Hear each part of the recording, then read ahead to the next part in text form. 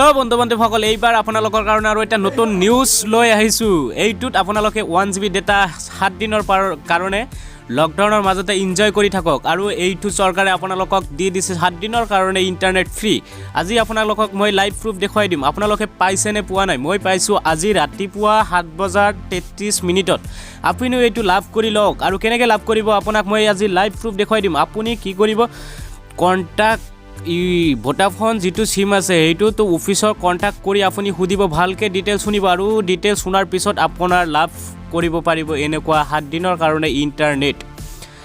আজিৰ এইখিনি ভিডিঅ' আছিল, আপোনালোকে এনজয় কৰি থাকক আৰু ঘূৰি থাকক। যদি মোৰ ভিডিঅ'টো ভাল লাগে এনেকুৱা লাইভ প্ৰুফ ভিডিঅ' মই চেনেলটো ছাবস্ক্ৰাইব কৰি ৰাখিব আৰু বেল বাটনটো বজাই ৰাখিব যাতে এনেকুৱা নতুন নতুন ভিডিঅ' আপোনালোকে পাই থাকে।